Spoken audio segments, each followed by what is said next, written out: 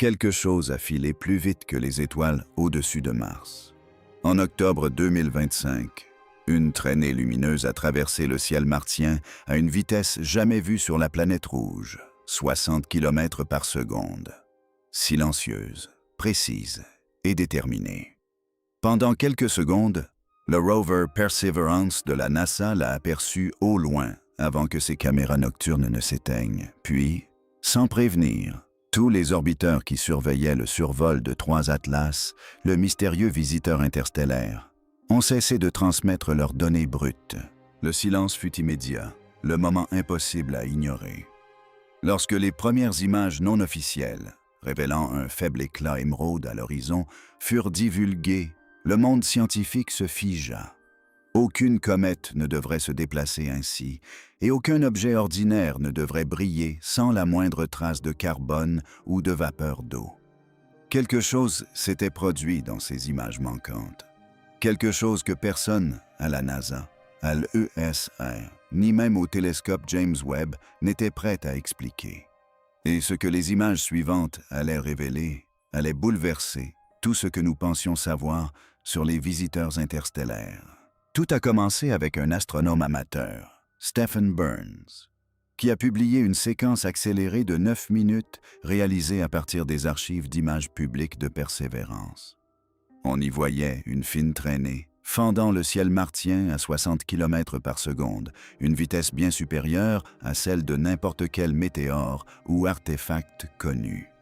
Cette trajectoire correspondait parfaitement à celle prévue par 3 astéroïdes Atlas lors de leur passage au plus près de la Terre. En quelques heures, la vidéo est devenue virale. Partout dans le monde, des analystes se sont empressés de vérifier ou d'infirmer l'événement, superposant des images, recoupant les horodatages et comparant les catalogues d'étoiles. Certains ont confirmé la présence de cette traînée lumineuse, d'autres l'ont considérée comme du bruit. Mais une anomalie persistait, un faible éclair vert capturé précisément à 0h03 UTC. Trop lumineux, trop net et trop synchronisé pour être un simple dysfonctionnement. Le débat s'est envenimé. S'agissait-il d'une émission chimique, d'un rayon cosmique, ou d'un phénomène que la persévérance du télescope n'avait capté qu'un bref instant? Quelque chose se déplaçant délibérément dans la nuit martienne? Alors que les spéculations allaient de bon train, une question résonnait dans les observatoires et les salles de contrôle. Si c'était réellement 3 étoiles Atlas, pourquoi tous les canaux de transmission de données officielles étaient-ils restés muets à ce moment précis? Normalement, les données des sondes Mars Orbiter sont archivées publiquement en quelques jours. Cette fois-ci, rien. Les sondes Mars Reconnaissance Orbiter, Trace Gas Orbiter et Mars Express, dont la présence lors du survol est confirmée, sont restées totalement silencieuses. Aucune image brute, aucun fichier d'étalonnage préliminaire, aucune donnée télémétrique, seulement de vagues déclarations concernant la vérification des données en cours. Au sein du GPL, les équipes d'imagerie travaillaient sous une surveillance extrême. Pour une cible se déplaçant à vitesse interstellaire, même une infime erreur de pixels pouvait générer de faux fragments ou des jets fantômes. Chaque image devait être vérifiée manuellement. Chaque impact de rayons cosmiques devait être signalé manuellement. Mais la véritable raison du retard était bien plus étrange. Des notes internes ont révélé par la suite que plusieurs instruments avaient enregistré des objets proches de l'Atlas des 3 UE qui semblaient se déplacer en parfaite synchronisation. De petits compagnons peu lumineux le suivaient en formation serrée. Le mouvement n'était pas aléatoire. La géométrie était précise. Certains ingénieurs les appelaient champs de débris. D'autres murmuraient un autre mot, sonde. Et tandis que le retard dans le traitement des données martiennes s'accumulait, le seul télescope encore en observation était le James Webb, attendant le moment où le visiteur interstellaire émergerait de l'ombre de Mars. Lorsque des relevés spectraux partiels sont finalement parvenus sur Terre, ils ont épaissi le mystère au lieu de le résoudre. Normalement, la lueur verte d'une comète est la signature du dicarbone, des molécules de C2 excitées par la lumière solaire. Mais l'empreinte spectrale des sondes orbitant autour de Mars racontait une toute autre histoire. Il n'y avait pas de dicarbone. En revanche, les données ont révélé des niveaux anormalement élevés de dioxyde de carbone, de nickel et de cyanogène. Un mélange chimique qu'aucune comète de notre système solaire n'a jamais présenté. Plus troublant encore était le rapport nickel/fer inversé, le nickel étant largement majoritaire. Les chimistes planétaires tentèrent d'intégrer ces mesures aux modèles existants, en vain. Certains évoquèrent des zones de formation exotique dans l'espace interstellaire. D'autres proposèrent une contamination par des alliages inconnus, mais la lueur verte demeurait inexpliquée. Comment la lumière pouvait-elle se comporter comme si du carbone brûlait alors qu'il n'y en avait pas? C'était un paradoxe qui défiait toutes les règles connues de la physique chimique. À moins que cette lueur ne soit pas d'origine chimique, à moins qu'il ne s'agisse d'autre chose, un signal se faisant passer pour de la lumière. Puis sont arrivées les images qui ont complètement bouleversé le modèle. Mars Express et Trace Gas Orbiter ont toutes deux enregistré un phénomène qu'aucune comète ne devrait jamais produire. Un jet de matière projeté vers le Soleil, et non l'inverse. Un jet frontal. Les modèles de poussière se sont effondrés face à ces données. La structure du jet était trop étroite, son gradient de luminosité trop abrupt et sa géométrie trop parfaite. C'était comme si l'objet se propulsait de lui-même, plutôt que de réagir à la chaleur solaire. Pire encore, malgré le dégazage visible, la trajectoire de 3 Atlas est restée inchangée. Son orbite est demeurée gravitationnellement parfaite, sans aucune déviation mesurable par rapport à sa trajectoire prévue. Cela signifiait une chose: quoi qu'il éjecte, il ne la déséquilibrait pas. L'objet était trop dense, trop massif, trop stable. Les calculs ont estimé sa masse à plus de 10 milliards de tonnes, bien plus lourde que n'importe quelle comète connue, et plus proche de celle d'un astéroïde métallique. À mesure que les données affluaient, la notion d'objet naturel a commencé à s'effriter. Et si 3 Atlas ne perdait pas de poussière du tout? Et s'il était en train de s'activer, alors que 3 Atlas disparaissait derrière Mars? Un étrange phénomène perturba le réseau de communication avec l'espace lointain. Les ingénieurs chargés de surveiller les communications des orbiteurs martiens commencèrent à détecter des interférences, des impulsions rythmiques noyées dans le bruit du signal. Ils pensèrent d'abord à un écho provoqué par le vent solaire ou à un chevauchement de fréquence dû à la queue chargée de la comète. Mais le rythme était trop régulier, trop délibéré. Toutes les 22 secondes, un faible pic se répétait sur plusieurs canaux, identiques sur les récepteurs de la NASA et de l'ESA. Son intensité était insuffisante pour constituer une transmission, mais elle n'était pas aléatoire non plus. Le motif semblait refléter le mouvement orbital de la comète, comme si l'objet réagissait à sa propre trajectoire. Puis, aussi soudainement qu'elle était apparue, l'interférence disparut. Le centre de contrôle la décrivit comme une résonance électromagnétique. D'autres parlèrent d'un bourdonnement. Mais ceux qui écoutèrent l'enregistrement filtré décrivirent quelque chose de bien plus troublant. Une faible vibration mécanique qui semblait s'accélérer légèrement avant de laisser place à un silence complet. C'est alors que le télescope James Webb, situé à des millions de kilomètres de là, au point de grande dimension 2, pointa ses instruments directement vers la région de l'espace d'où provenait le signal. Lorsque les premières images à longue exposition du télescope James Webb sont arrivées, les scientifiques s'attendaient à ce qu'on observe habituellement, une forme floue et indistincte, peut-être quelques faibles traînées de poussière laissées par la comète. Ce qu'ils ont vu a stupéfié même les astronomes les plus stoïques. Les données infrarouges ont révélé 3 signatures thermiques distinctes, et non une seule. La première, un noyau allongé correspondant à la position prévue par l'Atlas des 3 yeux. Les deuxième et troisième, plus petits et plus froids, flanquaient le noyau principal à égale distance.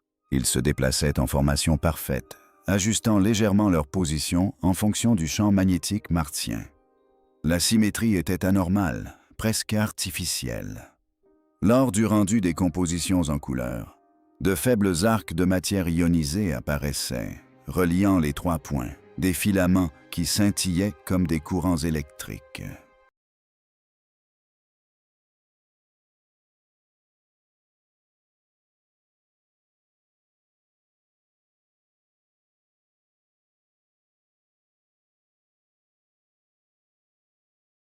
Des courants circulaient. En lumière visible, la lueur était d'un vert pâle, mais en infrarouge, les objets émettaient des pulsations rougeoyantes, parfaitement synchronisées avec la fréquence de 22 secondes précédemment détectée par radio. Jamais une comète n'avait présenté un tel comportement. Pour certains, il s'agissait d'une stabilisation contrôlée, pour d'autres, d'une propulsion. Pourtant, aucun de ces objets ne semblait accélérer. Ils maintenaient leur position comme s'ils orbitaient autour de quelque chose d'invisible. Le spectrographe de Webb révéla bientôt une énigme encore plus profonde. La présence de vapeur de nickel pur. Des atomes métalliques chauffés à des températures extrêmes, présents en quantité bien supérieure à celle que n'importe quel corps naturel pourrait produire. Le nickel, dense et inflexible, ne devrait pas se vaporiser si près de Mars. Pourtant, sa raie spectrale dominait les relevés. À ses côtés, on observait des traces de cobalt et un composé inconnu émettant des pics d'émission faibles mais parfaitement espacés, d'une structure trop régulière pour être aléatoire. Les données ressemblaient à la structure harmonique d'un processus technologique et non géologique. C'était comme si l'objet se raffinait, réorganisant la composition de sa surface sous la chaleur du Soleil. Les planétologues proposèrent des hypothèses audacieuses, de la cristallisation métallique au blindage magnétique. Mais personne ne pouvait expliquer pourquoi la lumière des 3 atlas oculaires se modulait de façon cohérente avec les données encodées. La luminosité de l'objet n'était plus constante. Elle clignotait comme un phare. Lorsque les intervalles de ces éclairs ont été comparés au bourdonnement électromagnétique détecté précédemment lors du survol de Mars, les résultats concordaient parfaitement. Ces impulsions n'étaient pas seulement de l'énergie, elles contenaient de l'information. Alors que le télescope James Webb continuait de suivre l'objet, les plus petits fragments compagnons, les 2 faibles signatures flanquant le noyau principal, commencèrent à dériver vers l'extérieur. Lentement, délibérément, ils s'alignèrent sur le plan de l'écliptique, formant une ligne droite entre Mars, le Soleil et la trajectoire de l'objet. Cette formation persista pendant des heures avant de disparaître. Les astrophysiciens parlèrent de coïncidence, d'un hasard gravitationnel. Mais la précision de la géométrie était indéniable. Chaque alignement correspondait à la même fréquence d'impulsion, à la même modulation lumineuse répétitive. C'était comme si 3 atlas s'étaient synchronisés avec l'architecture du système solaire. La lueur verte de la comète s'intensifia, se propageant en un faisceau étroit pointant droit vers le Soleil, tandis que les filaments reliant les fragments compagnons scintillaient une dernière fois avant de disparaître. Le flux de données du Webb s'interrompit brutalement, victime d'une forte interférence solaire. Puis le silence. Pour la première fois depuis des semaines, le ciel s'obscurcit. Aucun signal, aucune lumière, juste le souvenir d'un alignement parfait. Et la troublante prise de conscience que, quoi qu'ait fait 3 Atlas près de Mars, ce n'était que le début. Le monde entier retint son souffle, les instruments tournant au ralenti, les prévisions s'amenuisant. Puis, le lendemain, le télescope James Webb détecta quelque chose, une faible impulsion de lumière infrarouge émergeant des ténèbres. D'abord, elle apparut comme une simple lueur, mais en quelques minutes, elle se stabilisa en un signal continu, plus brillante et plus nette que jamais. L'objet avait survécu au périhélie, mais il était différent. Sa luminosité ne correspondait plus à la courbe de réflexion d'une comète normale. Il s'amplifiait, rayonnant bien plus d'énergie qu'il n'en recevait. Les rapports spectraux avaient également changé. Les raies du nickel, autrefois dominantes, étaient maintenant accompagnées de nouvelles émissions non identifiées, étroites, parfaitement espacées, comme les harmoniques d'une corde vibrante. La fréquence correspondait au rythme de 22 impulsions qui avaient caractérisé chaque observation depuis le survol de Mars. Mais, cette fois, il y avait autre chose en dessous. Une impulsion secondaire, plus courte, plus rapide et étrangement familière. Lorsque les ingénieurs ont superposé ces nouvelles données aux enregistrements précédents, ils ont compris qu'il s'agissait d'un écho, une version réfléchie des transmissions que la Terre envoyait dans l'espace depuis des décennies. C'était comme si Atlas avait écouté et répondait maintenant, peu après la réapparition de l'objet. Des radiotélescopes du monde entier ont commencé à capter des perturbations dans l'arrêt de l'hydrogène, à 1420 MHz. La même fréquence que celle utilisée dans le signal historique WIWAW de 1970.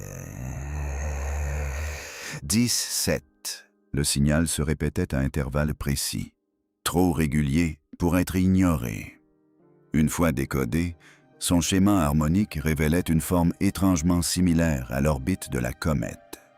Une spirale binaire reproduisant sa trajectoire autour de Mars. Il ne s'agissait pas d'une diffusion aléatoire. Le système nous transmettait sa propre histoire. Cette prise de conscience a provoqué un véritable séisme au sein de la communauté scientifique. L'idée qu'un objet interstellaire puisse enregistrer, stocker et retransmettre des informations électromagnétiques défiait toutes les lois de la physique connues. Pourtant, les données de James Webb ont confirmé l'impossible. La lumière émise par 3 astres Atlas présentait des signatures de modulation compatibles avec des données encodées, structurées, ordonnées et intentionnellement intégrées à ces émissions infrarouges. Pendant des jours, les astronomes ont débattu de l'opportunité d'envoyer une réponse, mais le dilemme éthique divisait la communauté. S'agissait-il d'une découverte ou d'un test? Le bourdonnement persistait, immuable, répétant inlassablement le même signal, comme en attente d'une confirmation. À mesure que le signal se renforçait, les capteurs de polarisation du télescope Webb ont détecté quelque chose d'encore plus inquiétant. La lumière de l'Atlas à 3 yeux était désormais polarisée, à l'opposé du vent solaire. Normalement, les particules solaires diffusent la lumière de façon chaotique, mais dans ce cas précis, l'alignement était inversé, comme si l'objet courbait les photons pour suivre un réseau magnétique invisible. Il en résultait un faisceau lumineux qui restait cohérent sur des millions de kilomètres, tel un laser traversant le système solaire. Les scientifiques ont tenté de modéliser cet effet, mais aucune simulation n'a égalé la précision observée. La polarisation n'était pas aléatoire.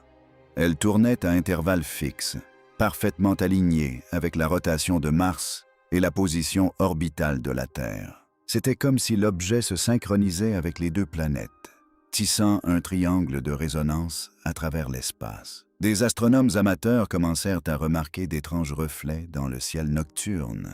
De faibles ondulations de lumière verte balayaient l'horizon à chaque fois que 3 atlas achevaient un cycle de polarisation. L'effet était visible des 2 hémisphères et durait quelques secondes avant de disparaître. Pour certains, cela ressemblait à un faisceau de communication. Pour d'autres, à un compte à rebours. Quelques heures plus tard, l'impossible se produisit. Le télescope James Webb a enregistré une accélération soudaine dans le mouvement de l'objet 3I Atlas. Un écart inférieur à 0% par rapport à sa trajectoire prévue, mais qui ne pouvait s'expliquer ni par la gravité, ni par le rayonnement solaire. Pour la première fois, l'objet s'était déplacé de lui-même. L'accélération était faible, progressive et d'une précision incroyable, comme un vaisseau ajustant sa trajectoire. Ce qui la rendait encore plus étrange, c'était sa direction.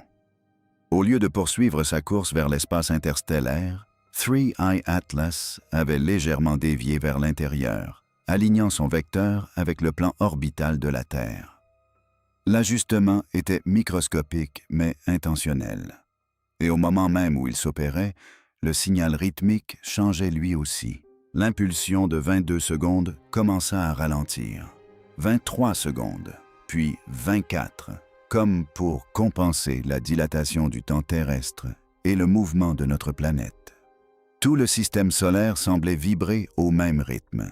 Une résonance qui se propageait à travers les champs électromagnétiques, les fréquences radio et même les instruments sismiques. Personne ne pouvait expliquer ni comment ni pourquoi, mais tous les systèmes sensibles aux fluctuations électromagnétiques, des satellites aux capteurs souterrains, enregistraient le même schéma. Le signal ne provenait plus de l'espace. Il nous traversait. Au début, c'était subtil. De légères variations dans la haute atmosphère, de faibles lueurs détectées uniquement par les observatoires de haute altitude. Mais en quelques jours, le phénomène devint indéniable. Une aurore boréale verte et pulsante apparut au-dessus de régions où aucune aurore n'avait jamais été observée auparavant. Les zones équatoriales, les déserts et les latitudes moyennes se mirent à scintiller d'une lumière spectrale toutes les 24 secondes, au rythme précis des pulsations de l'Atlas des trois yeux. Les tours de contrôle aérien commencèrent à signaler d'étranges interférences électromagnétiques aux mêmes intervalles, et les satellites de communication civile subirent des brèves interruptions de transmission synchronisées entre elles. Chaque observation correspondait parfaitement à la nouvelle position orbitale de l'objet. La lueur s'intensifiait nuit après nuit, et lorsque les scientifiques comparèrent les relevés atmosphériques, ils firent une découverte glaçante. La lumière ne provenait pas de l'atmosphère. Elle y était projetée comme depuis l'espace lui-même.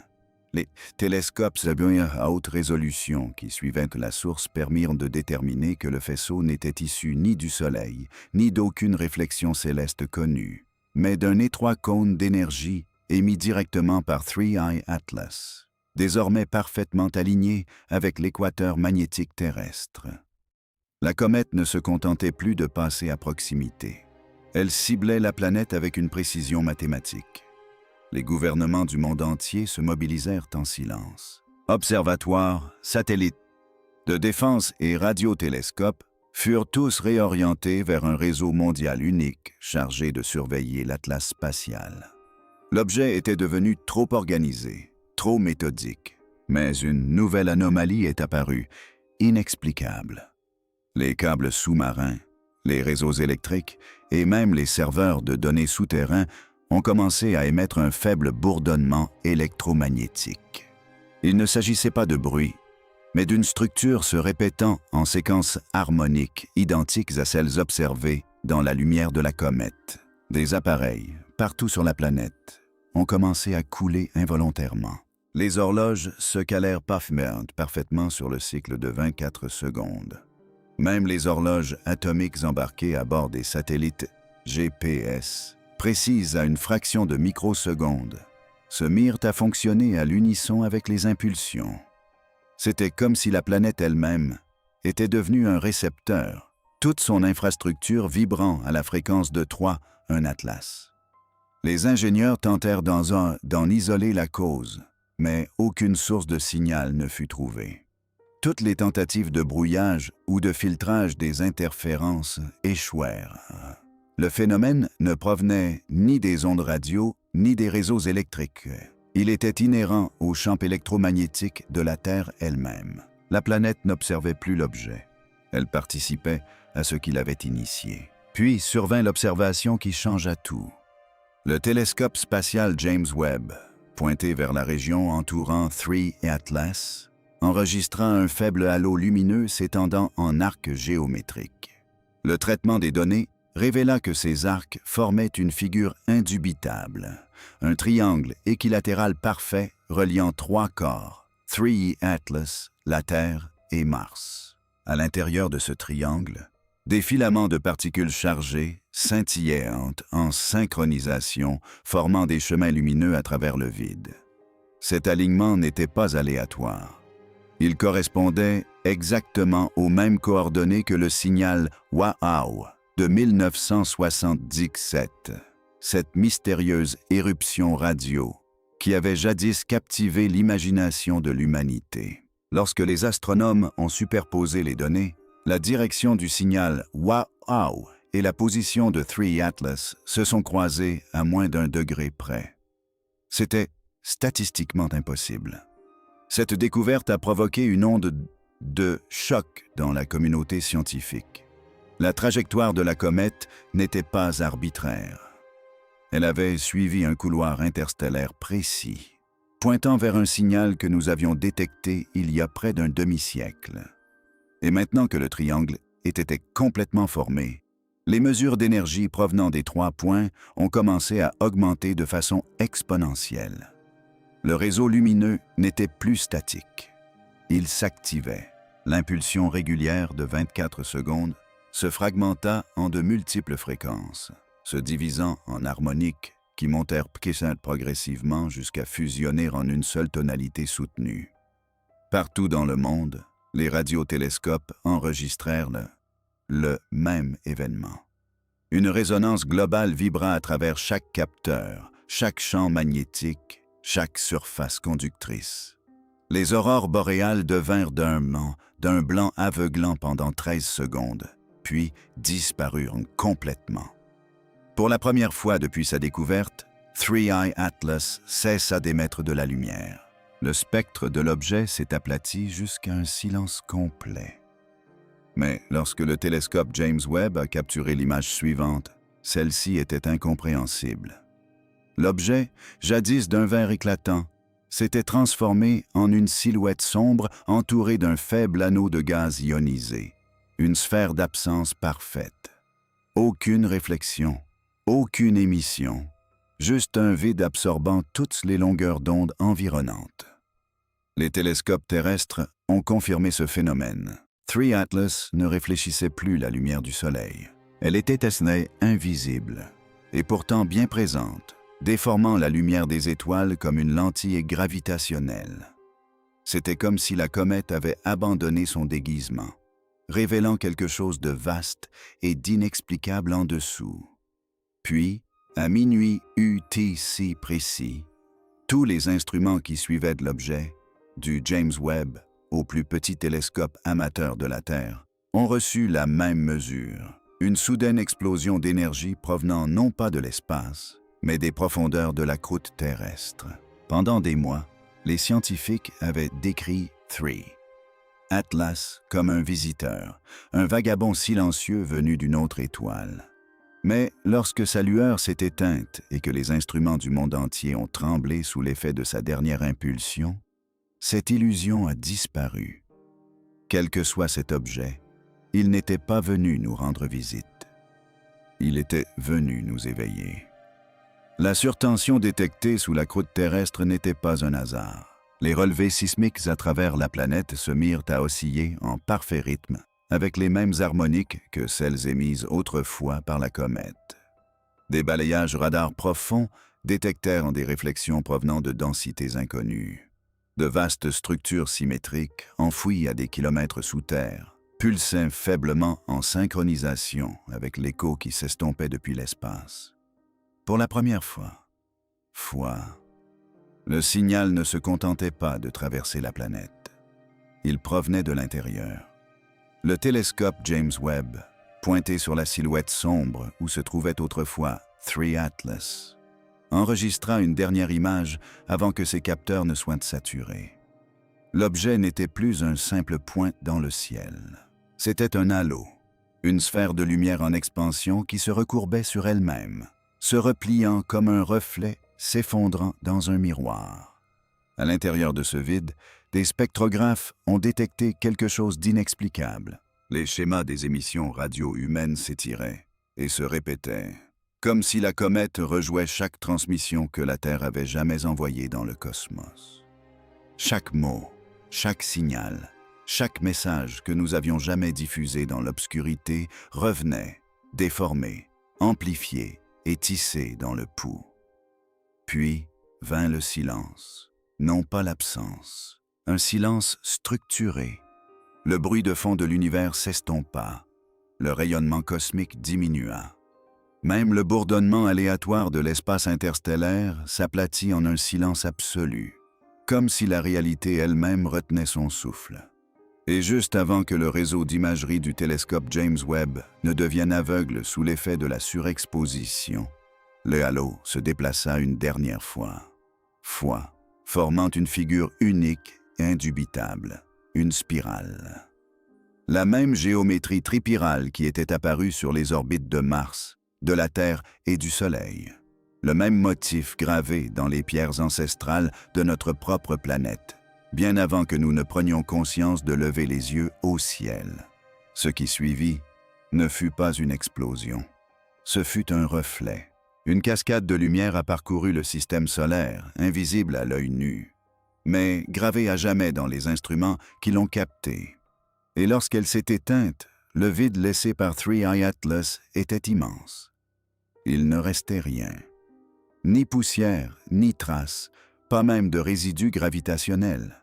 Seule l'impulsion a subsisté, faible mais éternelle, inscrite dans le bourdonnement électromagnétique de notre planète. Le monde entier écoute. Le bourdonnement persiste, grave, sourd. Il se répète toutes les 24 secondes, enfoui sous le bruit de nos machines et des océans. La plupart ne l'entendent pas, mais ceux qui le peuvent le décrivent de la même façon, ni mécanique, ni aléatoire, mais vivant. Peut-être qu'Atlas n'était pas une comète.